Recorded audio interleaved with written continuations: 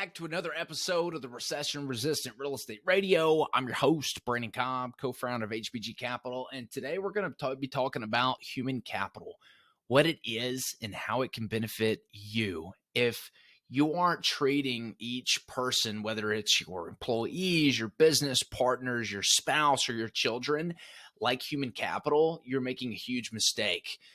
A lot of people try to figure out what's the secret to having a very productive team. And quite frankly, it's when you have more human capital to withdraw when you ask them to do stuff because you've spent the time making deposits every single day. And I want to talk more about that. But before we do, if you've been interested in learning more about unique real estate investments that produce passive income direct to your bank account without all the hands-on work, go to our website, hbgcapital.net. Feel free to book an intro call with us. There's no obligation. We look forward to getting to know you. And if you get value from these episodes, please leave us a review and share with your friends and family. When you leave that review, it does boost us up in the podcast algorithms and helps us get more amazing content and more amazing guests. Thank you. Thank you. All right. So let's jump into this concept. Most people, I think, when you have a failed marriage or a failed relationship with a spouse, or you have a failed business, a lot of it can be traced back to this concept of human capital. What are you doing to help solidify and curate the relationships that are going to help you construct the life that you want to live? And I think one of the best examples of this is employees in organizations. You know, right now, I know people who absolutely just hate their boss. There's like no relationship there. They haven't spoken to their boss in like a month. Every single interaction with this person is the boss asking them to do stuff or telling them they did something wrong or telling them to change stuff. Like that's the only interaction. Could you imagine if you hung out with one of your friends and all the interactions you did was them telling you to do stuff or talking about how you need to change this and you don't hear from them for a month? Would you be friends with that person? Would you want to do anything for them? Probably not. Right. And I think we make a huge mistake with that in our relationships as well. I can tell you, the first 4 years of, growing HBG Capital, I made the mistake of like neglecting my family. Like my mom would call, I'd be in the middle of work and I'd be like, oh, I'll call her back tonight. And then I'd forget. It'd be like a couple of days later, I was not depositing. And it showed, people let me know that I was not there. I was not present in the moment with them. And that's something that, I still work on today. I think I do a really good job of this work-life balance, but when you're grinding and you've got so much on your mind, it's tough to be there in the present moment. And that's when that human capital comes into play the most. So very important that you're constantly treating each person as a bank.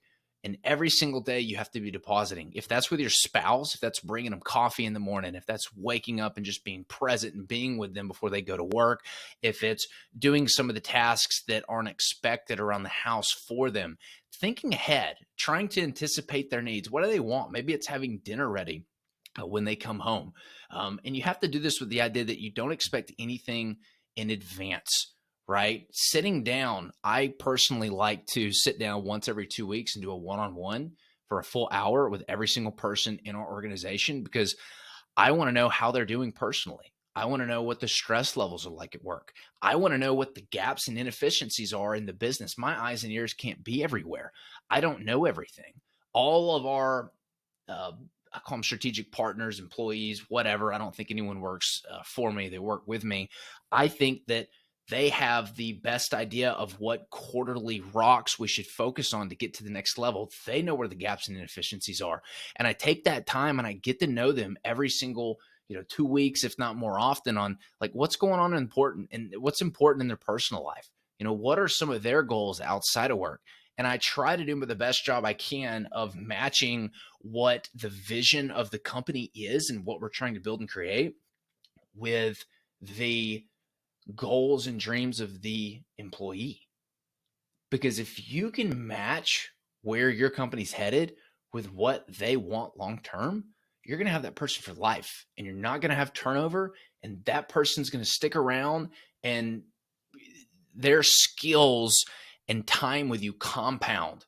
and grow your business, the more time an employee, or I should say a rock star A+ employee, stays with the organization, learns things, becomes better and more productive, the more money it's going to make your organization, the faster it is that you're going to get to where you want to go. Same thing applies in your relationships. If you're having your children, right? When it comes time, especially that teenage age, man, like I feel like teenagers, you better have a lot of relationship capital built up by the time they get to the teenager. But seriously, if you've been depositing every single day, there's a really good book called The Family Boardroom.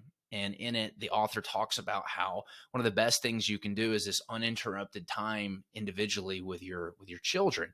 And what you do is you literally like put your phone in a box, and you do something that the kid wants. The kid dictates the entire day. And you do this at least once every like quarter, I think, is what they recommend. And you're just present in the moment with the child doing what the child wants to do.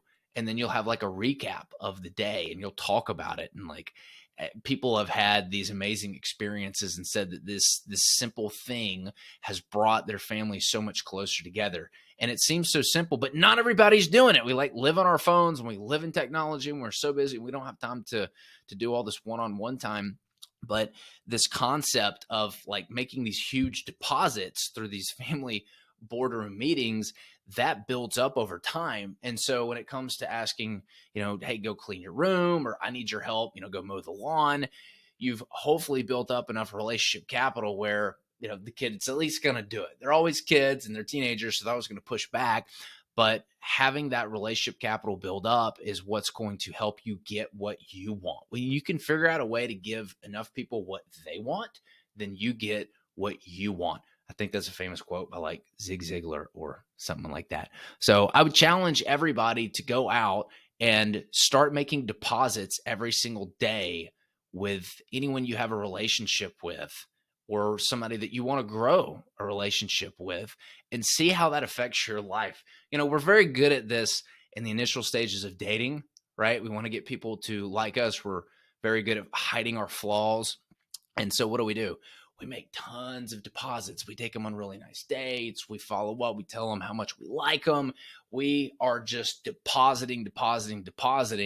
And then over the years, as we become a little bit more accustomed to this person, we stop depositing. And eventually, if you just keep withdrawing when there's no deposits there, you go bankrupt. There's nothing there. And I think that's ultimately what leads to the collapse of a lot of relationships, whether it's the employees in your company, your children, your wife, your husband, who it might be. So go out and start making deposits every single day. Till next time.